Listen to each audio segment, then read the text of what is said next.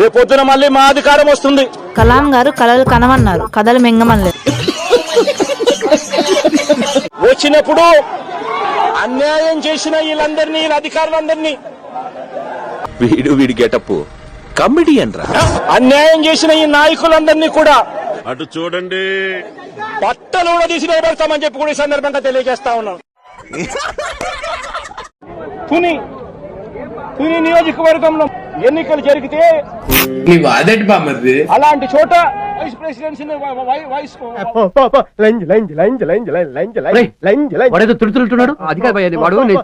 ప్రెసిడెన్సీని వయసుని ఎన్నుకునే ఎన్నిక గుడ్ ఎల్కేజీలో పడండి.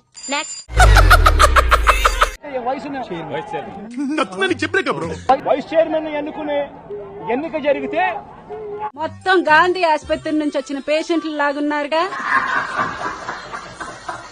దీన్ని ఎందుకు టార్గెట్ చేస్తా ఉన్నారు అనేది చంద్రబాబు నాయుడు గారికి వంశీని చూస్తే సామాజిక వర్గం నుంచి ఒక వ్యక్తి ఎదుగుతున్నాడు. ఏంటి బాబన్నా ఇంకోసారి చంద్రబాబు నాయుడు గారి కన్నా గ్లామరస్ గా ఉన్నాడు. నాకెందుకో డౌట్ గా ఉంది. కొంచెం నా కొడుకులా ఉన్నాడే వీడు. లోకేష్ గారి కన్నా గ్లామరస్ గా ఉన్నాడు.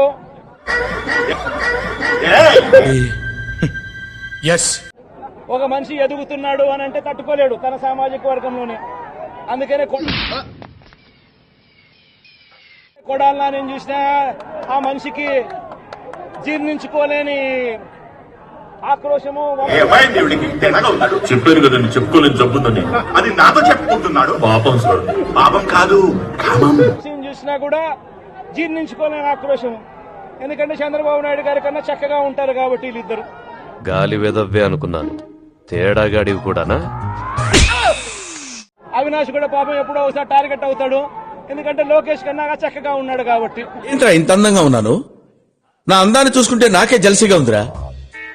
ఒలింపిక్స్ లో మగవాళ్ళ అందాల పోటీలు పెడితే ఇండియా గోల్డ్ మెడల్ కొడతాను రా.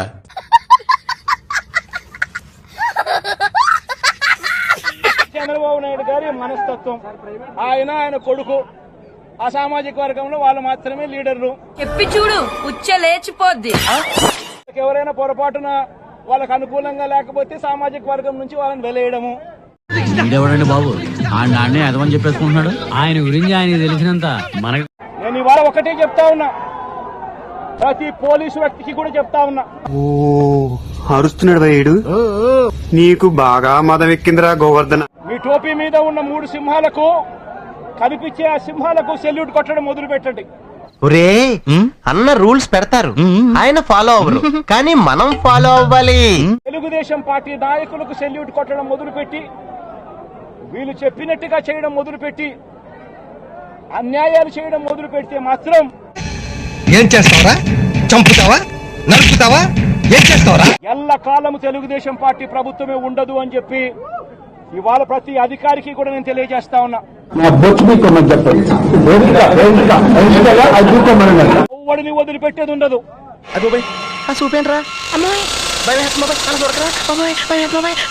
వంశీని అరెస్ట్ చేసేటప్పుడు సిఐ అన్నాడట, నేను 1.5 సంవత్సరంలో రిటైర్ అయిపోతాను అని చెప్పి. చూస్తున్నా, అన్ని అబ్జర్వ్ చేస్తున్నా.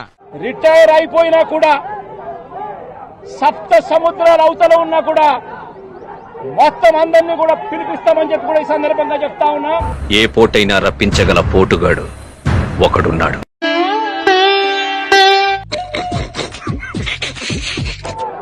చట్టం ముందు నిలబడేట్టుగా చేస్తాం. తొక్కలది ఏం చెప్పారండి? ఇలాంటివి 1,00,000 చెబుతా. బట్టలు ఊడదీస్తాం, న్యాయం జరిగేట్టుగా చేస్తాం. మాట్లాడితే ఏం బిహేవియర్ ఇది? మాదిరిగా అన్యాయం చేయడం మొదలు పెడితే మాత్రం ఖచ్చితంగా ప్రజలు, దేవుడు ఇద్దరు కూడా వీళ్ళను శిక్షించే కార్యక్రమం ఖచ్చితంగా జరుగుతుందని. ఎరా అంతా బానే ఉందా, లేక దయ్యం ఏమైనా పట్టిందా? చూడటం కాదండి, మీరు చెయ్యాలంతే.